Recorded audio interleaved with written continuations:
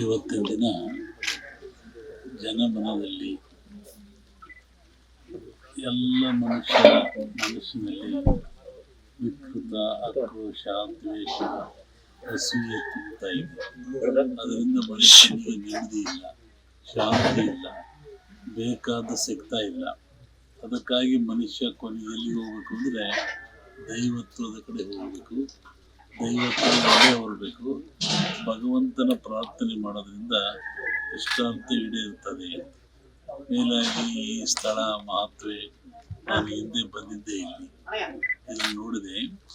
ಇದೇ ಹಿಂದೆ ಯಾವುದೋ ಋಷಿಗಳ ಮುನಿಗಳ ಒಂದು ಆಶ್ರಮವಾಗಿದ್ದು ಇಲ್ಲಿ ಅನೇಕ ಪರಮಾತ್ಮನ ಈಶ್ವರನ ಸೇವೆಗಳು ಕಾರ್ಯಗಳು ನಡೀತಾ ಇತ್ತು. ಇಲ್ಲಿ ಅನೇಕ ಧಾರ್ಮಿಕ ಚಿತ್ರ ನಡೀತಾ ಇತ್ತು. ಅದು ಇತ್ತೀಚೆಗೆ ಮತ್ತೆ ಪುನಃ ನಮ್ಮ ಗೋವಿಂದರಾಜು ಮುಂದಾಳುತನದಲ್ಲಿ ಕೋಟಿಗಟ್ಟಲೆ ಖರ್ಚು ಮಾಡಬಹುದು ದೇವಾಲಯಗಳು ಮಾಡಿ ಆ ಭಗವಂತನ ಸೇವೆಗೆ ಮತ್ತೆ ಕಲ್ಪಣೆಬದ್ಧವಾಗಿದ್ದಾರೆ. ಅಂದರೆ ಇದು ಪರಮಾತ್ಮನ ಪ್ರೇರಣೆ, ಪ್ರೋತ್ಸಾಹ ಮತ್ತು ಆಶೀರ್ವಾದ. ಆ ಭಗವಂತ ಪುನಃ ಮತ್ತೆ ಇದೇ ನೆಲದಲ್ಲಿ ಬಂದು ನೆಲೆಸಿ ಸಮಸ್ತ ಬದುಕನ್ನು ಉದ್ಧಾರ ಮಾಡಲಿಕ್ಕೆ ಗೋವಿಂದರಾಜ ಮುಖಾಂತರ ಮುಂದಾಗಿದ್ದಾರೆ. ಅಂದರೆ ಇದು ಶ್ಲಾಘನೀಯವಾಗಿರ್ತಕ್ಕಂಥದ್ದು.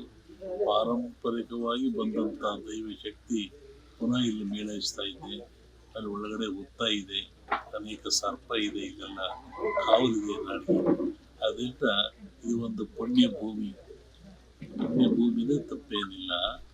ಸ್ವರ್ಗ ಪಾತಾಳ ಗಟ್ಟಿ ಭೂಮಿ ಬಟ್ಟಗೈಲಾದಡೆ ಸ್ವರ್ಗ ಪಾತಾಳಕ್ಕೆ ಟಾವೆಯಲ್ಲಿ. ಈ ಭೂಮಿ ಪಾತಾಳ ಗಟ್ಟಿ ಆದರೆ ಸ್ವರ್ಗ ಪಾತಾಳಕ್ಕೆ ಜಾಗ ಇಲ್ಲ. ಹಾಗೆ ಈ ಸ್ವರ್ಗ ನರ್ಕ ಪ್ರಾಪ್ತಿ ದೈವಗುಣ ಆಗಬೇಕಾದ್ರೆ ಇಂತಹ ಸ್ಥಾನಗಳು ಮಾಡಬೇಕು. ಅದರಲ್ಲಿಯೂ ಇವತ್ತು ಎಲ್ಲ ಭೂಮಿ ಎಲ್ಲ ಸ್ಥಾನವು ದೇವಸ್ಥಾನ ಆಗಲ್ಲ, ಎಲ್ಲ ಭೂಮಿಯಲ್ಲಿ ದೇವರು ನೆಲೆಸಲ್ಲ. ಒಂದೊಂದು ಸ್ಥಳದ ಮಹತ್ವ ಇರುತ್ತೆ, ಒಂದು ಸ್ಥಳದ ಗುಣತೆ ಇರ್ತದೆ. ಹಿಂದೆ ಇದು ಯಾವುದೋ ಋಷಿಮುನಿಗಳ ಆಶ್ರಮವಾಗಿದ್ದು ಇದು ಆವಾಗ ಆಡಳಿತ ಒಳಪಟ್ಟಿದ್ದು.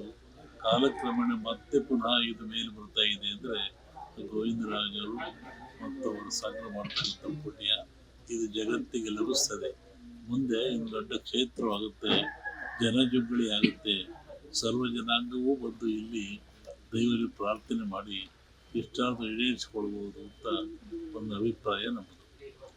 ಪ್ರಸ್ತುತ ರಾಜ್ಯದಲ್ಲಿ ಬರಗಾಲ, ಮಳೆ ಬರ್ತಿಲ್ಲ, ಕೆಲವೊಂದು ಕಡೆ ಪ್ರವಾಹ ಆಗ್ತಿದೆ. ಇದಕ್ಕೆ ನಿಮ್ಮ ಸಂದೇಶ ಮತ್ತು ಆಶೀರ್ವಾದ ಏನಿದೆ? ನಾನು ಹಿಂದೆ ಹೇಳಿದ್ದೆ, ಹಿಂಗಾರು ಮಳೆ ಬರ್ತದೆ, ಮುಂಗಾರು ಮಳೆ ಕಡಿಮೆ ಅಂತ.